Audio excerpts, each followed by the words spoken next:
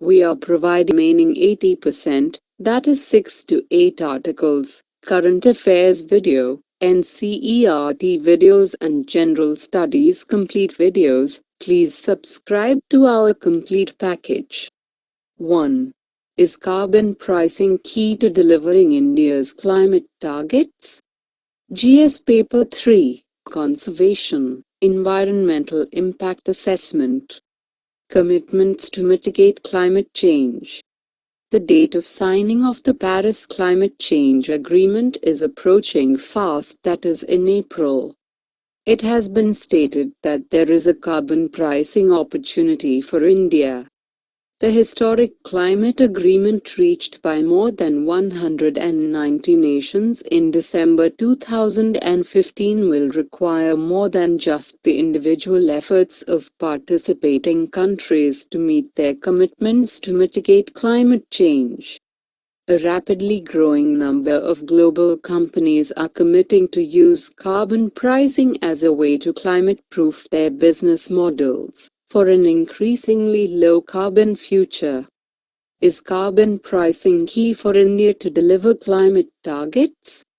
Under the national plan India submitted to the United Nations, the government set a target to increase renewable energy capacity from 30% today to 40% by 2030.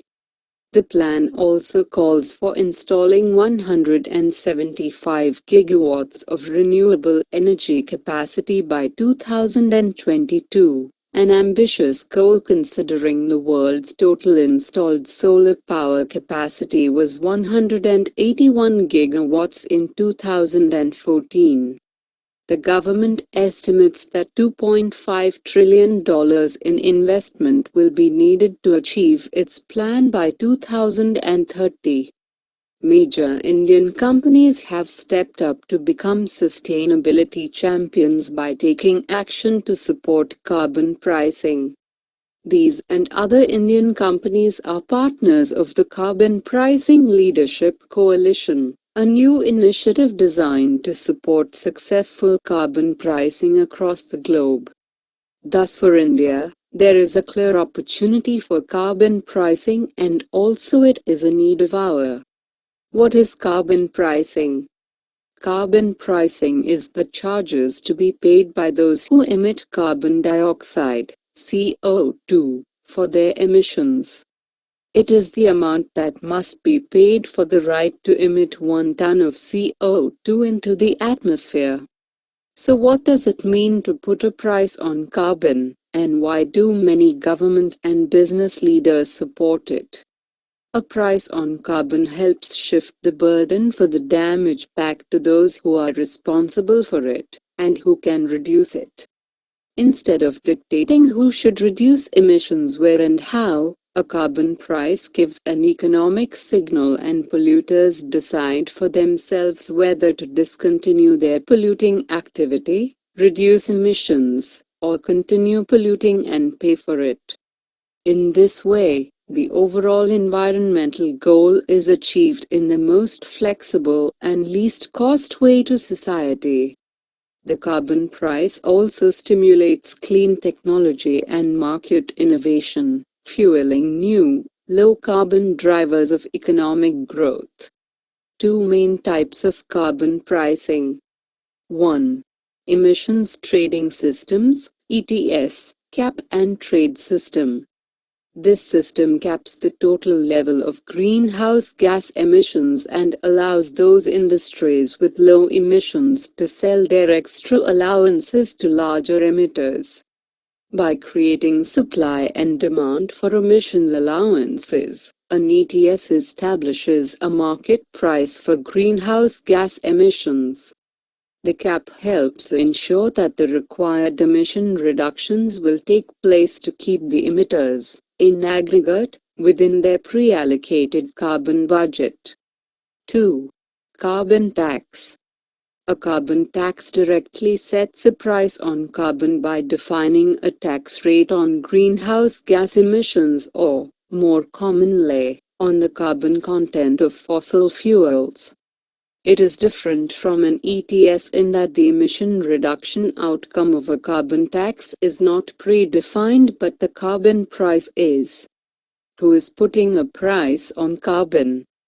Almost 40 countries and more than 20 cities, states and provinces already use carbon pricing mechanisms or are planning to implement them. These jurisdictions are responsible for more than 22% of global emissions. Others are developing or considering systems that will put a price on carbon in the future.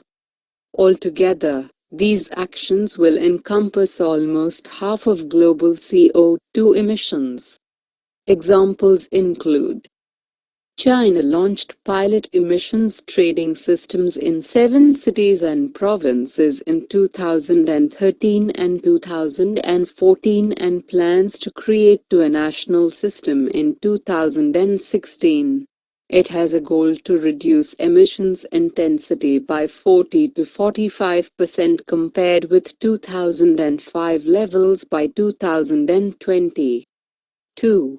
Is privacy a fundamental right?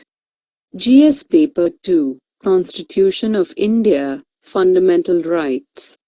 Why recently in news?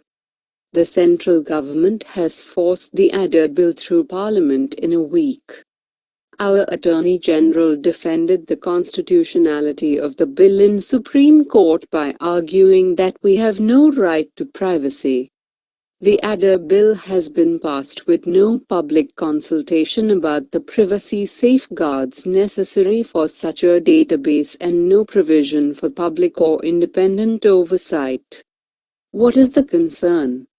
When the bill is sprung in Parliament with little warning and mislabeled as a money bill to avoid Rajya Sabha scrutiny, it will naturally be treated with even more suspicion than usual. There are extensive threats to privacy contained within this legislation, which seeks to institutionalize an extensive, pervasive database that links multiple other databases containing our personal information. Thus, the rights to liberty and freedom of expression cannot survive if the right to privacy is compromised. Right to privacy in India. Rights to liberty and freedom of expression under Article 21 cannot survive if the right to privacy is compromised. Supreme Court of India from time to time recognized that our other rights cannot survive without right to privacy. Aadhaar Bill is a breach to the privacy if the database is not safeguarded accordingly. Government is not giving any guarantee of compensation if there is any misuse of the database. Bill ensures protection of information for any purpose other than authentication, but two exceptions that permits government to have access to the biometric information. Government will use the information for national security even without asking people affected. Protection will not apply against the order of a district judge, or higher.